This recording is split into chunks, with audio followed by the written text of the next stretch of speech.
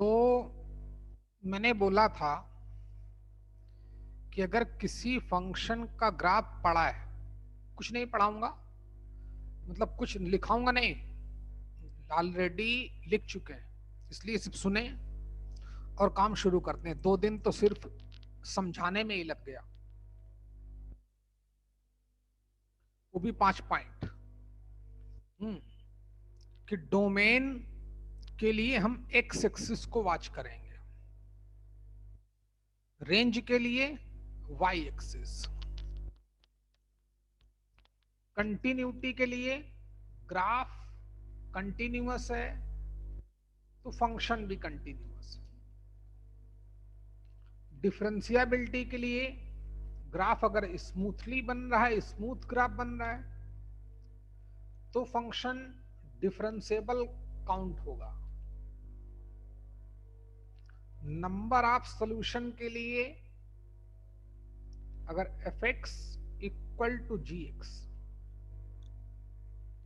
के number of solutions जानना चाहे तो दोनों के ग्राफ डालो, जितने पॉइंट पर इंटरसेक्ट करेंगे उतने ही नंबर ऑफ सॉल्यूशंस होते हैं।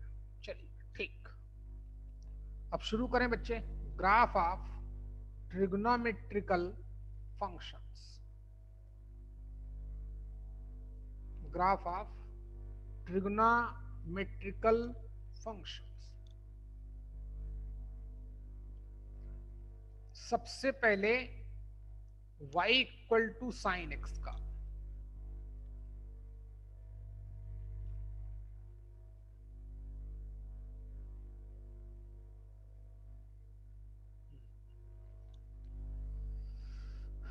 समझे भाई। तो हमने साइन एक्स के बारे में क्या क्या सीख लिया है। पहली बात तो ये पता है कि ये एक पीरियोडिक फंक्शन है और इसका पीरियड होता है 2 पाई, पता ही।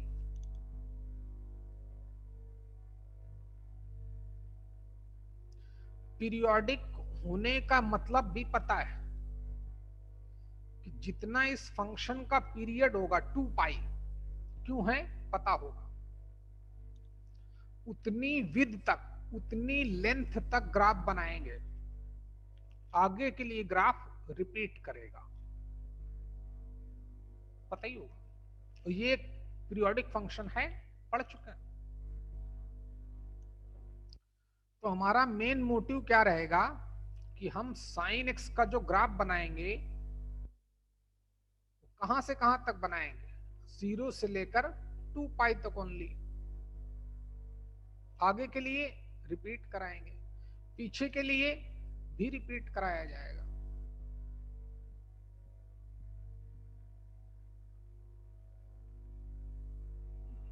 देख,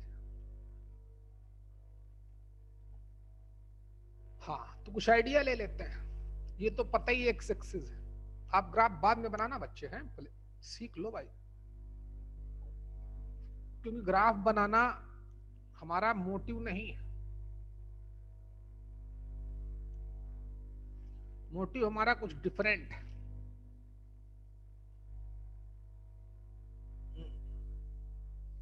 देखें भाई, इसका पीरियड है 2 पाई, तो 0 से लेकर 2 पाई तक ग्राफ बनाएंगे, आगे के लिए रिपीट कराएंगे। चलिए एक काम करते हैं, ये y equal to sine X है,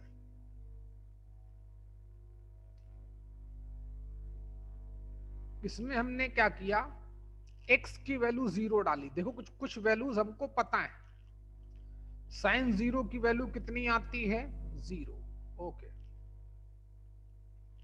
साइन पाई बाई टू का मतलब 90, साइन 90 की वैल्यू आती है 1। साइन ऑफ 180 मतलब 180 प्लस 0 मतलब साइन 0 वैल्यू 0। साइन 270 मतलब 3 पाई बाई 2, तो कॉस 0। बात समझ पा रहे हैं कि नहीं। बोलो बच्चे, तो इसकी वैल्यू कितनी आएगी? साइन 3π/2 की वैल्यू -1। -1। ओके, साइन ऑफ 2π वो भी 0। देखिए बच्चे, मुझे इसका ग्राफ बनाना है। हमें पीरियड पता है कि 2π है। कुछ साइन x में x की वैल्यू 0 डालें तो फिर पता है इसकी वैल्यू क्या होती है। पूरा फोकस करें बच्चे। और ये y था, मतलब x की वैल्यू जब 0 डाली गई तो y की वैल्यू कितनी आई? y की वैल्यू 0 आई। ये x की वैल्यूज और ये y की वैल्यूज। तो देखें, x की वैल्यू 0 डालने पर y की वैल्यू क्या होगी? 0। ग्राफ यहीं से चलेगा, दूसरे मार्कर से बनाता हूं। चल, 0 पर 0 तो ग्राफ यहीं से चलना शुरू करेगा। x इक्वल टू 0 पर y की वैल्यू 0 होगी। π/2 यहां कहीं मान लेते हैं, π/2 x की वैल्यू π/2, तो y की वैल्यू कितनी हो गई? 1। तो y की वैल्यू 1 माने लेते हैं, यहां पे है। सिर्फ π/2 पे 1 दिखाना है। पाई पर y की वैल्यू 0। y 0 कहां होता है? x एक्सिस पे, इतना तो जानते ही होंगे। तो ग्राफ ऐसे 0 पर 0 होगा, π/2 पर 1 होगा, पाई पर 0 हो जाएगा। तो ग्राफ ऊपर जाके नीचे आ जाएगा। भाई समझ समझ गए होंगे आप लोग, इतने समझदार हो, इतने बेवकूफ नहीं। x की वैल्यू 3π/2, यहां पर वैल्यू क्या है? y की वैल्यू -1 यहां कहीं, तो y की वैल्यू -1। सिर्फ उसी पर 3π/2 पर ही वैल्यू -1 होगी। 2π पे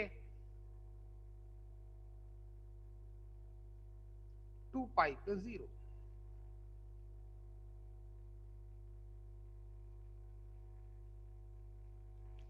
ये हमें क्या पता? देखो बच्चे, हमें ग्राफ बनाना था y equal to sine x का। हमें इसके बारे में कुछ चीजें पता है। हमने ट्रिग्नोमेट्री पढ़ी, वहां पर एंगल की वैल्यू डालने पर y की वैल्यू निकालना, साइन की वैल्यू निकालना सीखा। पीरियोडिक फंक्शन पढ़ा, पता चला इसका पीरियड 2π होता है। पीरियोडिक का मतलब भी समझाया गया कि जितना इस फंक्शन का पीरियड है उतनी विद तक आप ग्राफ प्लॉट करेंगे, उसके बाद ग्राफ आप रिपीट कराएंगे। बात समझ रहे हैं बच्चे? अच्छा, बराबर। तो हाँ, आगे के लिए ग्राफ क्या होगा? रिपीट होगा। क्यों? क्योंकि पता ही है, कोई भी ट्रिग्नोमेट्रिकल फंक्शन, तुम जाओ घर जाओ बेटा, जाना है तो n into 2π plus theta, TF of theta ही आता है। साइन साइन में तो होता ही है, n की वैल्यू कुछ भी हो, तभी तो पीरियड इसका हुआ था 2π। पता ही है, बहुत इस पे काम हुआ है। तो 2π विद तक ग्राफ बना लिया। अब 2π, जैसे देखो, 0 से ग्राफ शुरू हुआ था, तो 2π पे भी आप 0 पर ही ग्राफ चलेगा। जैसे ही मैं 0 से π/2 आगे बढ़ा था x एक्सिस में, तो 2π में π/2 आगे बढ़ो x एक्सिस में, तो x की वैल्यू तो बढ़ी जाएगी, जैसे एंगल बढ़ जाता था, लेकिन ग्राफिकल पोजीशन वही रहती थी, दोनों की थीटा की और 2π प्लस थीटा की। इतना आप समझ पा रहे हैं कि नहीं भाई? समझ ही रहे हो, कोई बहुत आसमानी चीजें नहीं पढ़ा रहा हूं भाई, हैं? देखिए, तो क्या बोल रहा था भाई मैं? 2π प्लस थीटा, थीटा मतलब π/2, तो x की वैल्यू तो बढ़ जाएगी ना भाई, कितनी? अरे 2π प्लस π/2। मैथ्स लगा लो, तो 2 दूना 4, 1 5, तो 5π/2 आ जाएगा। तो वैल्यू क्या हो जाएगी 1। ग्राफ अपने आप को रिपीट करेगा, यहां पर खट से 0 से लेकर 1 तक पहुंच जाएगा। और पाई बाई 2 आगे बढ़ेंगे तो 5 pi by 2 plus pi by 2 कितना हो जाएगा 3 पाई। समझने वाले समझिए, मैथ्स लगा दो भाई। पाई बाई 2 से और पाई बाई 2 आगे बढ़े तो वैल्यू 0 हो गई थी, तो इसकी वैल्यू भी क्या हो जाएगी, इसकी वैल्यू भी 0 हो जाएगी। और पाई बाई 2 आगे बढ़ेंगे फिर वैल्यू नीचे जाएगी, और पाई बाई 2 आगे बढ़ेंगे फिर वैल्यू 0, फिर ऊपर फिर नीचे फिर ऊपर फिर नीचे, ऐसे ही चलता रहेगा। इतना तो आप समझ गए होगे बच्चों। मरने दो कुछ। देखो हम रोक पाएंगे नहीं किसी को, इतने हम काबिल अभी तक नहीं हुए, हम गणित पढ़ाना जानते हैं, किसी को मरने से नहीं रोक सकते। चलिए तो 3 पाई।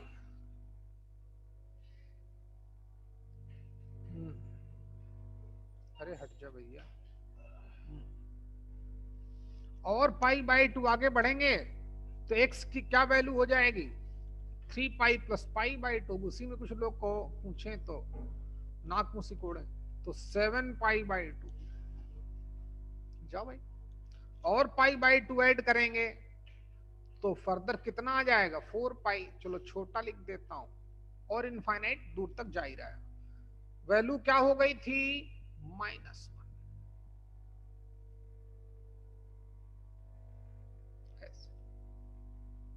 बिल्कुल सीधा सीधा ग्राफ बन रहा है। और pi by 4 pi plus pi by 2, फिर ऊपर फिर नीचे फिर ऊपर फिर नीचे। तो ये ग्राफ हमारा साइन एक्स का ग्राफ हो गया। अच्छा आगे ही नहीं पीछे भी देखें, इसे 0 से माइनस पाई बाई 2 यहां होगा, माइनस पाई यहां कहीं पे मान लो होगा, -3 पाई बाई 2 यहां होगा, -2 पाई यहां। जब 2 पाई बाद यहां से देखिए 0 से ग्राफ जब 0 से बनना शुरू हुआ तो ऑब्वियस इससे 2 पाई विद पहले भी ग्राफ कहां से शुरू होगा 0 से ही शुरू होगा। जैसे पाई बाई 2 आगे बढ़े थे वैल्यू 1 हो गई थी, और पाई बाई 2 आगे बढ़े थे वैल्यू 0, और पाई बाई 2 आगे बढ़े थे तो वैल्यू -1। ये माइनस पाई बाई 2 बहुत बड़ा हो गया था भाई।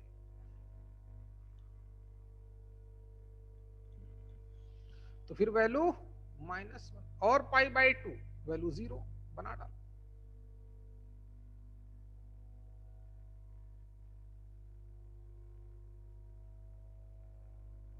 अरे काका मैं हटाता हूं, जल्दी करो बच्चों।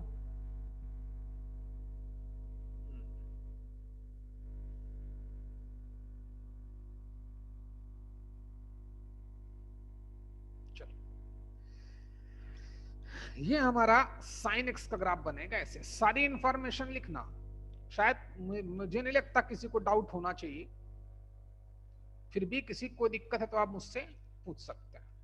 पूछना है बच्चे किसी को पाटने? नहीं सर। डरना नहीं बच्चे हैं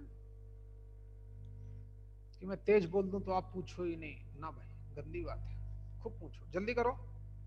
और मैं इसकी रिकॉर्डिंग हटाता हूं, हैं जब हो जाए तो मुझे बताना, तब रिकॉर्डिंग फिर करेंगे, नहीं तो क्या फायदा, तुम देखोगे।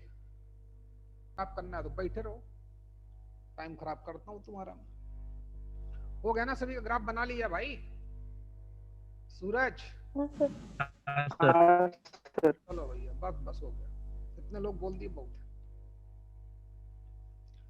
सबसे पहली बात अब इसकी मैं डोमेन देखूंगा, रेंज देखूंगा, कंटिन्यूटी देखूंगा, डिफरेंशियबिलिटी देखूंगा। ये यहां तक कोई दिक्कत नहीं होना चाहिए।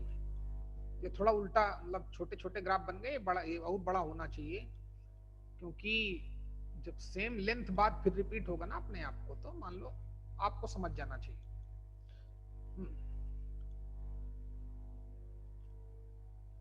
अच्छा भाई, तो सबसे देखो सबसे डिफिकल्ट क्या होती है? डोमेन, बहुत गंदी चीज है।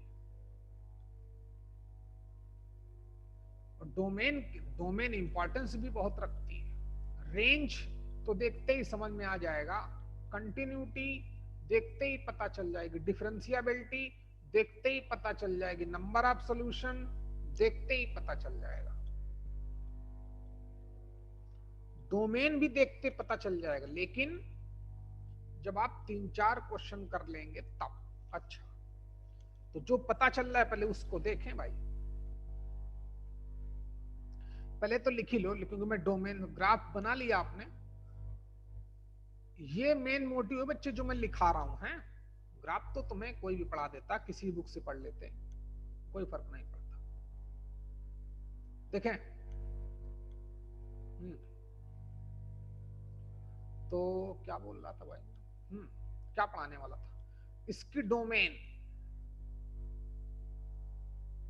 होती है रियल नंबर, बताऊंगा थोड़ी देर बाद। पहले डोमेन इसमें काम करना पड़ेगा ना भाई। अच्छा, क्यों होती है अभी पता चलेगा। रेंज, रेंज के लिए बोला था कि वाई एक्सिस को देखना, क्योंकि वाई की वैल्यू रेंज होती है। तो देखो जरा कि वाई एक्सिस में ग्राफ सबसे कम वाई की क्या वैल्यू है वाई एक्सिस के रिस्पेक्ट में, और सबसे ज्यादा वाई की क्या वैल्यू है। देखो बच्चे, क्या दिख रहा है? वाई एक्सिस में ग्राफ कहां से कहां तक? Minimum value -1, maximum value +1। ये तुम्हें सिद्धि दिख रहा है कि नहीं? हाँ सर। तो वाई एक्सिस में ग्राफ कहां से कहां तक जा रहा है? -1 वाई एक्सिस। डोमेन के लिए एक्स एक्सिस को देखेंगे, डोमेन अभी और पढ़ाना पड़ेगा है। इसकी डोमेन रियल नंबर है, पता चलेगा क्यों, 10 मिनट देने पड़ेंगे। रेंज क्या है? रेंज के लिए बोला था वाई एक्सिस को देखना, तो वाई एक्सिस में ग्राफ कहां से कहां तक गया? -1 to +1। तो रेंज तो हो गई वाई की, वाई एक्सिस में ग्राफ जहां से जहां तक जाएगा, और वो कितना दिख रहा है? -1 to +1। रेंज ही हो गई। कंटिन्यूअस, ये बताओ भाई, मुझे कौन बताएगा कि बच्चे ग्राफ कहीं ब्रेक हुआ क्या? ओमकार, नहीं। हाँ बस समझ गया भाई। जहां से जहां तक मैंने ग्राफ प्लॉट किया, खुद ही देख, जहां से जहां -2π से लेकर 4π तक मैंने ग्राफ डाला है साइन एक्स का, तो आगे भी ग्राफ ऐसे ही बनेगा। ग्राफ कहीं ब्रेक नहीं हुआ, कहीं पे शार्प एज भी नहीं आया, स्मूथली ग्राफ बन रहा है, तो कंटिन्यूअस हो गया क्योंकि कहीं ब्रेक नहीं हुआ। हाँ, आगे भी बनता रहेगा एक्स की सभी रियल वैल्यू के लिए। तो लिख देंगे, या ना लिखो, थोड़ी देर वेट कर लो। Continuous for all x belongs to R. Graph कहीं ब्रेक नहीं हुआ,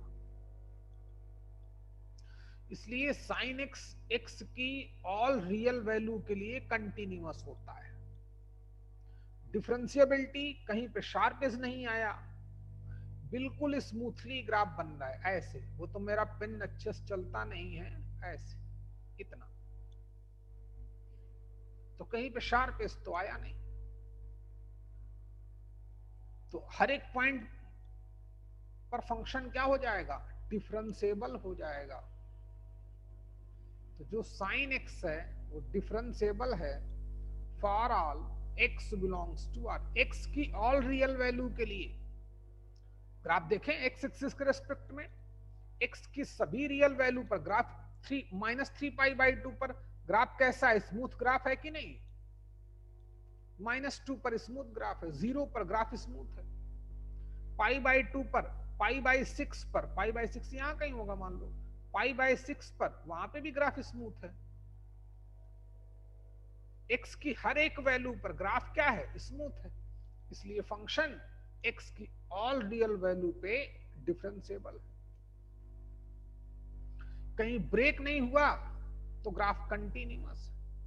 रेंज के लिए बोला था वाई एक्सिस को वॉच करेंगे, तो वाई एक्सिस में ग्राफ कहां से कहां तक गया, -1 से लेकर +1 तक, रेंज ये हो गई। डोमेन के लिए बोला था एक्स एक्सिस को देखो, तो अच्छा, लेकिन अभी डोमेन थोड़ा मुझे और बताना पड़ेगा। इतना चारों पॉइंट लिख लें आप, फिर डोमेन के बारे में बताता हूं। लिख लिया बच्चे?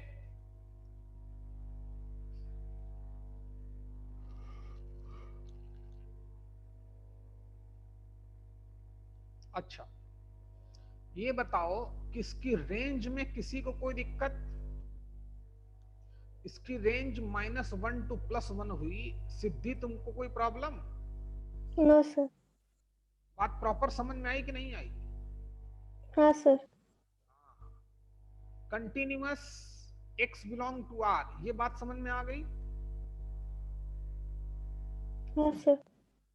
तो डिफरेंशिएबल भी समझ, x की हर एक रियल वैल्यू पर sin x को आप डिफरेंशिएट कर सकते हो, ये कहने का मतलब है। जो हमें फिजिक्स वाले सर ने d/dx ऑफ sin x पढ़ाया है, क्या होता है, cos x, वो हर जगह वैलिड है।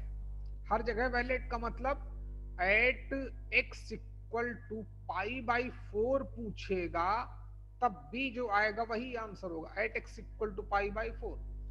π/4 का मतलब 45 डिग्री डालेंगे, cos 45 कितना होता है, 1/√2, ये आंसर सही है।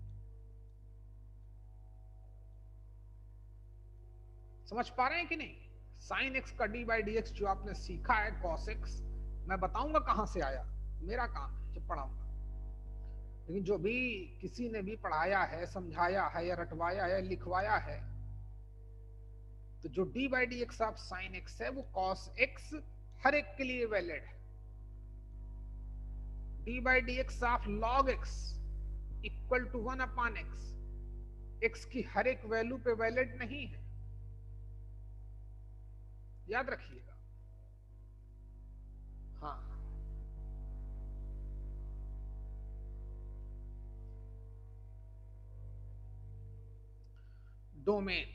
डोमेन के बारे में थोड़ा और आइडिया लें, क्योंकि डोमेन एक बहुत प्यारा कॉन्सेप्ट है भाई मैथ्स का।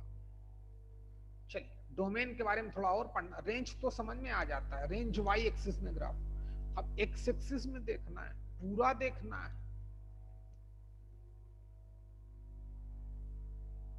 अच्छा, तो डोमेन के बारे में हमने ज्यादा पढ़ा भी नहीं है, वैसे मैथमेटिकली तो बिल्कुल नहीं पढ़ा, ऑर्डर्ड पेयर के फॉर्म में पढ़ा है कि x1, y1, तो y1 की वैल्यू रेंज होती है, सेकेंड इंट्रीज का कलेक्शन रेंज होता है। बात समझ पा रहे हैं बेटा? मैं धीरे बोलूंगा भाई, है थोड़ा मेरे दर्द कर रहा है, खैर ठीक हुआ हूं, कान में किसी वजह से हो गया होगा। आओ चाय पिलाओ कोई भाई, एक को पिलाओ, थोड़ी पिलाओ, एनर्जी लेवल डाउन चल रहा है, कमजोरी है ना, दवा खा ली। चलो भैया देखें, हाँ डोमेन, अभी मैथमेटिकली हम उतने साउंड नहीं है डोमेन में, आपके सर ने पढ़ाया हो। चलिए, तो डोमेन होती क्या है तुम्हारा? अब डोमेन के बारे में थोड़ा सीखते हैं। कौन सी? वही कहीं हो गया, बाप रे क्या चाय, छी देखो इसको पूरा। डोमेन क्या होती है भैया, है कि मैथमेटिकल अप्रोच, अरे खूब मंगा लेंगे यार, कि if y equal to f of x is a function, या be a function, y equal to F x कोई एक फंक्शन है, तो डोमेन क्या होती है?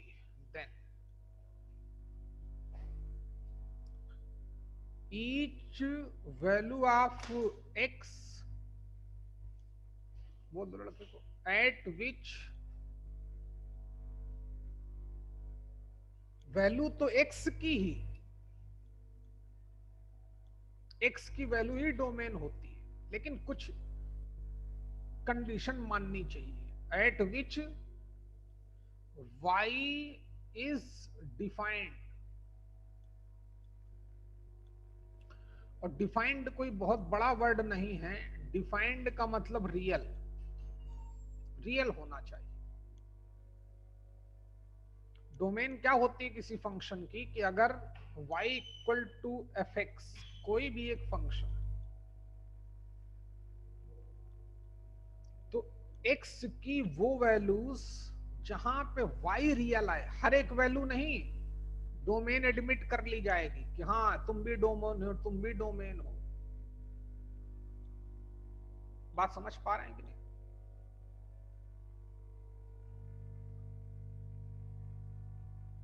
तो डोमेसाइल नाम तो सुना ही होगा भाई, डोमेसाइल सर्टिफिकेट। हाँ तो वो डोमेन की देन है भाई, समझिएगा। देखें, ओके, तो x की वही वैल्यू डोमेन में होगा जिस पर y डिफाइंड, मतलब तुम मान लो कि इंडिया में वही लोग रहेंगे जो हमारे लिए नुकसानदेह ना हो। जैसे जो एनआरसी वगैरह आ रहा है ना, नए नए बिल आ रहे हैं, हाँ, तो उसमें जो भारत के नागरिक नहीं हैं, ऐसे लोग नहीं नागरिक माने जाएंगे इंडिया के, जिस पर हमें पता ही ना चले कि हमारा हमारा है कि हमारा मित्र है कि शत्रु है। तो जिन पर शत्रु एडमिट किया जाएगा, कोई दिक्कत नहीं, लेकिन कोई सस्पेक्ट नहीं रखा जाएगा जिसके बारे में पता ही ना चले कि हमारे लिए ये क्या है। मतलब समझ में आया कि नहीं? अगर y equal to F X, India और इंडिया के लोग, ये हो गया y equal to Y India, x यहां के लोगों का कलेक्शन हो गया। तो वही लोग x की, वही लोग डोमेन में, वही लोग डोमेन में आएंगे जहां पर y हमारा क्या होगा, डिफाइंड होगा। डिफाइंड का मतलब रियल होगा। वो x डोमेन का सेगमेंट, डोमेन में नहीं काउंट किया जाएगा जिस पर y की वैल्यू, y कंफर्म ही ना हो कि आ क्या रहा हूं मैं, डिपेंड होगा इस पे, होगा x ही। अच्छा जैसे देखो बच्चे, कुछ चीजें सीख लें। वैसे मैं यहीं पे पॉलिनोमियल पढ़ाता हूं, तो पढ़ा दूंगा, टेंशन मत लेना, लेकिन पहले हम डोमेन समझ लें इसकी। जैसे y इक्वल टू 1/x, खुद समझो बच्चे, आपके लिए और थोड़ा आसान कर देता हूं क्योंकि आप छोटे बच्चे हो। y equal to F X equal to 1/x, check करना इसके डोमेन क्या है। तो x इक्वल टू 1 इसके डोमेन में आएगा क्या विजय? x इक्वल टू 1 डाली तो y की वैल्यू कितनी आई, बोलना विजय? 1। y की वैल्यू 1, 1 रियल है क्या? हाँ। हाँ, तो x इक्वल टू 1 डोमेन में होगा, नहीं समझे? x इक्वल टू क्या होगा, ये डोमेन में होगा। x इक्वल टू 2 वो भी डोमेन में होगा, क्योंकि y 1/2 आ जाएगा, नहीं समझे रे? बोलना भाई। हाँ सर। x इक्वल टू 7 वो भी, -7 वो भी, 7 अंडर रूट या अंडर रूट 2 वो भी, क्योंकि 1/√2, 1/√2 भी रियल होता है। अच्छा, लेकिन जरा देखो भाई, क्या x इक्वल टू 0 डालें तो जरा y की वैल्यू देखो, y इक्वल टू 1/0, 1/0 कितना, अनडिफाइंड, पता ही नहीं, किसी को नहीं पता कि ये हमारे लिए क्या है, नहीं समझा रे? x इक्वल इक्वल टू 0 डालने पर ये इस y की वैल्यू अनडिफाइंड आ गई, पता ही नहीं ये क्या है। तो क्या 0 डोमेन में आ सकता है? बोल भाई विजय। नहीं सर। नहीं आ सकता है, मतलब समझे? कोई भी y और x में अगर एक फंक्शन गिवन है तो सिर्फ x की वही value domain of the function admit की जाएंगी या काउंट की जाएंगी जिस पर y रियल आए। समझ गए भाई? तो डोमेन की डिफिनेशन को लिख लो बच्चे।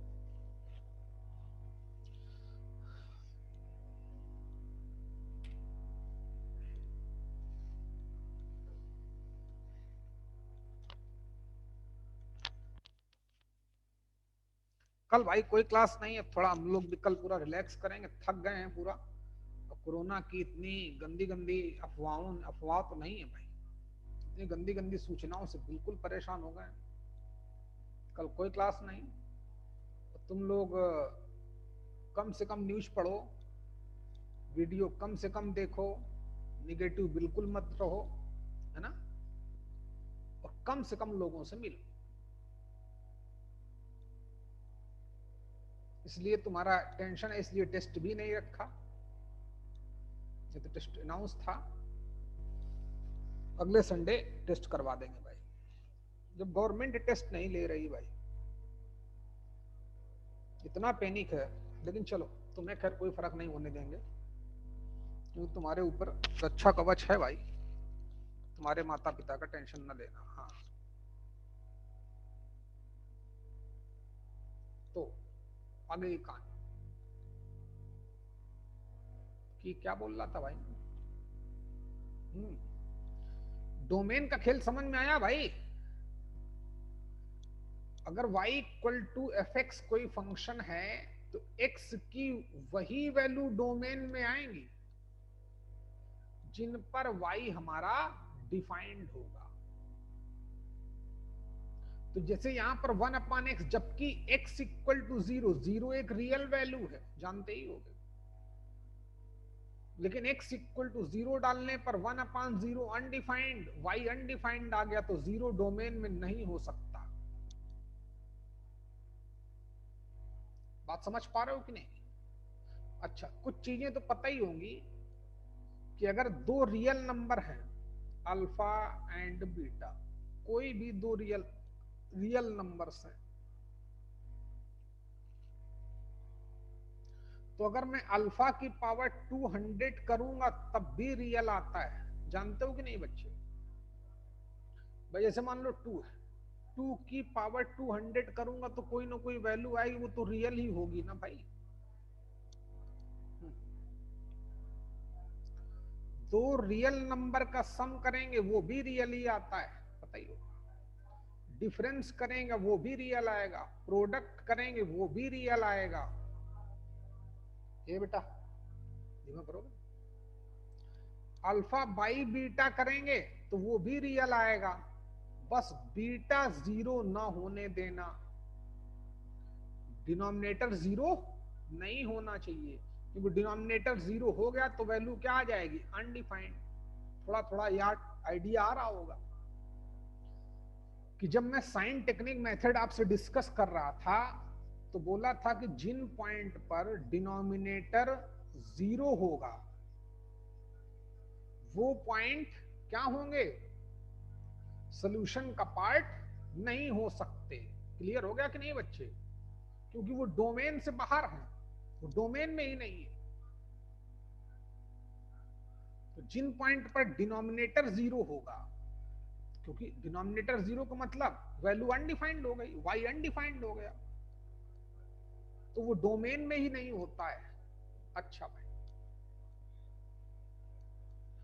अब जरा ग्राफ देखें। अब y equal to sine x का ग्राफ पड़ा है। देखो बेटा, क्या ऐसा कहीं x की किसी वैल्यू पर ऐसा दिख रहा है क्या कि y की वैल्यू इनफाइनाइट आ रही हो? दिख रहा है क्या विजय? कहीं पर x एक्सिस के रेस्पेक्ट में ग्राफ को देखो, दिख रहा है क्या भाई? जब माइनस इनफाइनाइट आ रहा हो? नहीं ना। y की वैल्यू कहां से कहां तक जा रही है? -1 से लेकर +1 तक ही y की वैल्यू जा रही है, x की किसी भी वैल्यू के लिए। विजय बोल बच्चे, विजय। हाँ सर। क्या x की किसी भी वैल्यू पर y की वैल्यू -∞ दिख रही है? ग्राफ देखिए x एक्सिस के रेस्पेक्ट में, देखो देखो भाई। नहीं सर। हाँ, y की वैल्यू ऑलवेज क्या है? -1 और +1 के बिटवीन ही है। -1 के +1 के बिटवीन होने का मतलब y की वैल्यू रियल ही होगी। भाई -1 to +1 क्लोज इंटरवल डाला है कि नहीं रेंज में, और -1 to +1 में तो सभी रियल नंबर्स ही आती हैं। बताइए इंटरवल क्या है? वो भी कलेक्शन ऑफ एलिमेंट है। तो x की हर एक वैल्यू पर, x एक्सिस के रेस्पेक्ट में ग्राफ को देखें, x एक्सिस की किसी भी वैल्यू पर y की वैल्यू ना -∞ आई ना +∞ आई। तो x की सारी रियल वैल्यू पर y की वैल्यू क्या है? रियल है। फंक्शन की y की वैल्यू रियल आ रही है। तो x की हर एक वैल्यू, भाई बाकी तो मैंने ग्राफ बनाया नहीं, और नीचे जाएगा फिर ऊपर जाएगा ऐसे -∞ तक, ये +∞ तक, समझे कि नहीं? चलता रहेगा। तो x की हर एक वैल्यू पर y की वैल्यू क्या है? रियल है। इसलिए x की हर एक वैल्यू, x की ऑल रियल वैल्यू किस में आएगी? इस फंक्शन की डोमेन में आएगी। ध्रुवांकुर खैरे, बात समझ में आई बच्चे? हाँ सर। तो साइन x की domain real number, range -1 to +1, continuous, कहीं ब्रेक ही नहीं हुआ तो कंटिन्यूअस। कहीं पे शार्प एज आया? बिल्कुल नहीं, तो फंक्शन डिफरेंशिएबल। बात समझे कि नहीं? तो फंक्शन क्या है?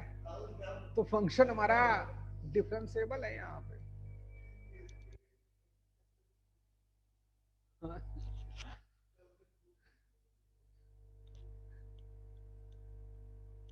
हाँ, समझ गए बच्चे? ओके।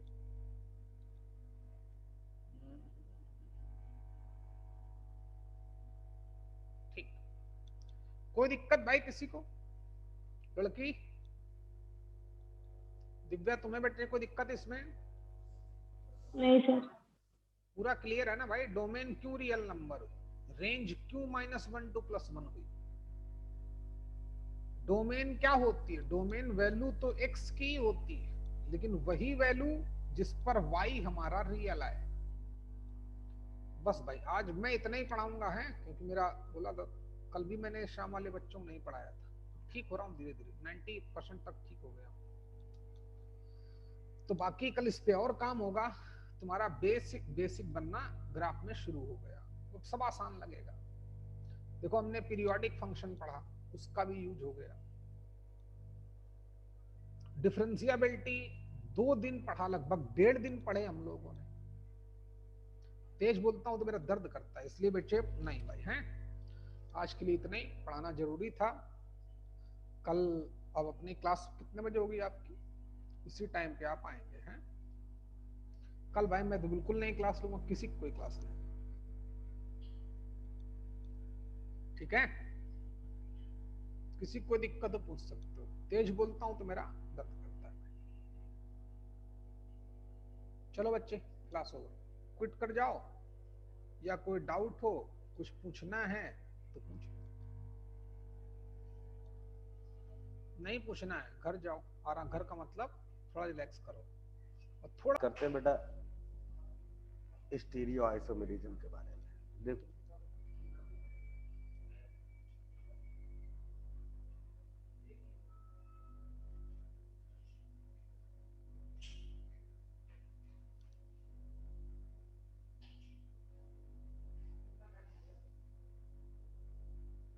2:30 बजे। Stereo isomerism. अब स्टीरियो आइसोमेरिज्म है क्या बेटा? देखो पहले समझो इस बात को, स्टीरियो आइसोमेरिज्म है क्या?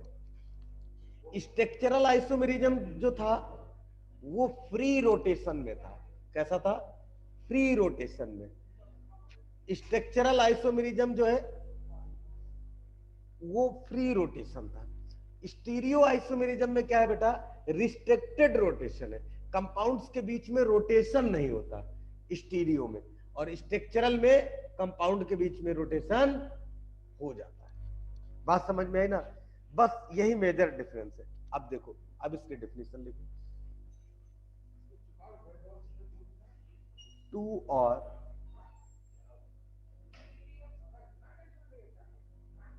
more than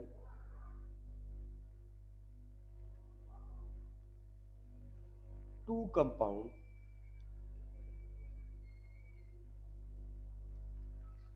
having same molecular formula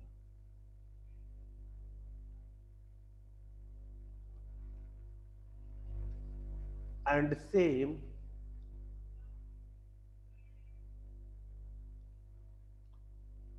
structural formula,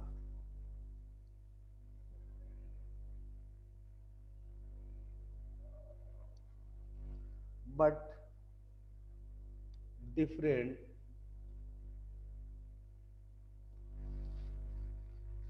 arrangement of atom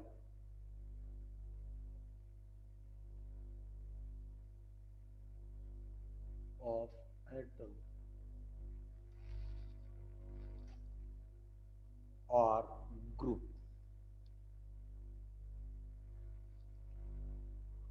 in space। मतलब क्या है? Two or more than two compound having, दो या दो से अधिक कंपाउंड अगर है, राइट, और उनका मॉलिक्यूलर फॉर्मूला सेम है, structural formula different, sorry same structural formula, but अगर उनके बीच में डिफरेंट अरेंजमेंट किया जा सकता है तो उसको हम लोग बोलते हैं स्टीरियो आइसोमेरिज्म। समझिए, अब स्टीरियो आइसोमेरिज्म जो है ये दो पार्ट का होता है। It is two type.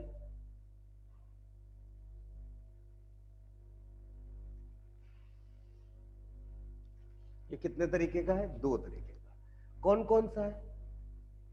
ए जो तरीका है जिसको बोलते हैं कॉन्फिगरेशनल,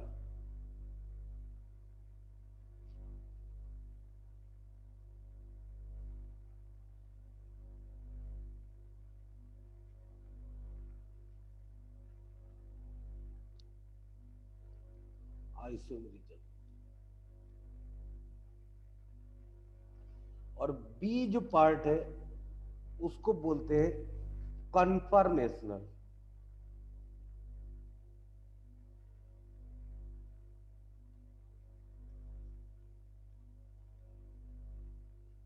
आइसोमेरिज्म। मतलब क्या है? एक है कॉन्फिगरेशनल, एक है कन्फर्मेशनल। कन्फर्मेशनल जो होता है, कन्फर्मेशनल का मतलब है फिक्स फॉर्म, कॉन्फिगरेशनल का मतलब होता है इसका कॉन्फिगरेशन चेंज किया जा सकता है। तो अब हम लोग पढ़ेंगे ए पार्ट, दैट इज कॉन्फिगरेशनल। ये भी दो पार्ट में है, एक ज्योमेट्रिकल और एक ऑप्टिकल। तो हम इसको पढ़ेंगे ए पार्ट को। ए पार्ट क्या है? स्टीरियो आइसोमर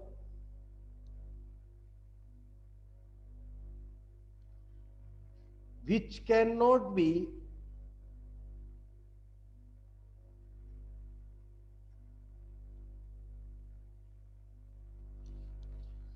converted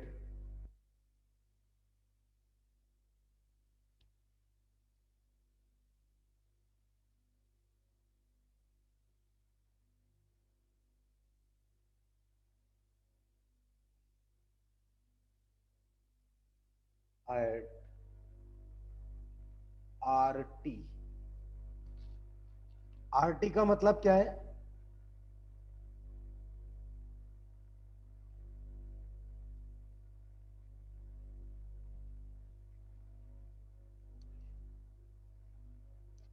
ऐसे लिखो, can not be converted, RT मत लिखो, eight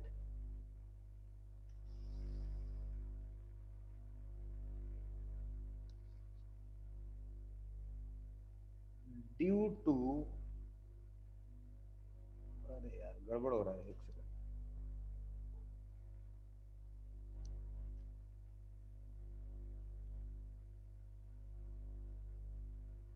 due to restricted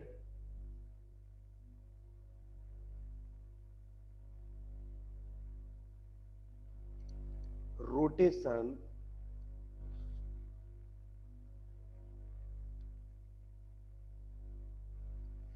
known as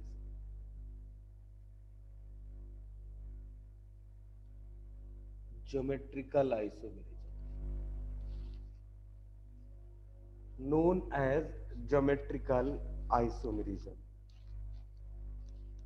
अब हमको पढ़ना क्या है, ज्योमेट्रिकल आइसोमेरिज्म पढ़ना। और ज्योमेट्रिकल आइसोमेरिज्म होता क्या है, ये कॉन्फ़िगरेशनली दो पार्ट का है। कौन कौन सा, एक तो है ज्योमेट्रिकल आइसोमेरिज्म, जीआई का मतलब है geometrical,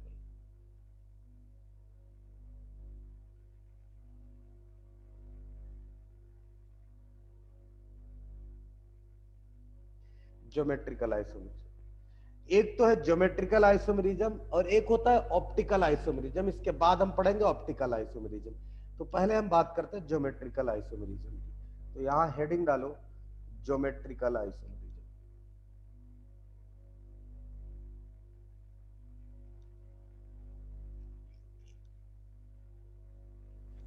sir RT means restricted rotation,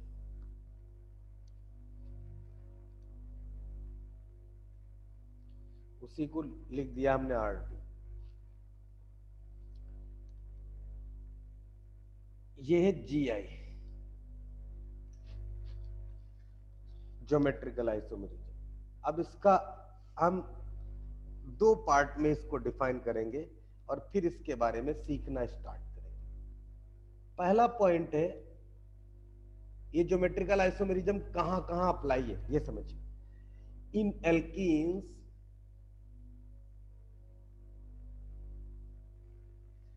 और एल्कीन कैसा, कार्बन डबल बॉन्ड कार्बन। क्यों एल्कीन में ये भी बताऊंगा अभी आगे। या ऑक्सीमीन, और ये क्या है, ये है carbon double bond nitrogen and OH and azo compound.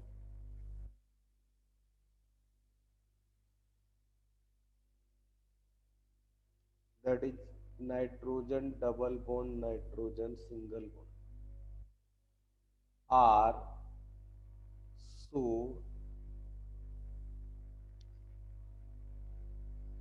geometrical isomerism due to restricted rotation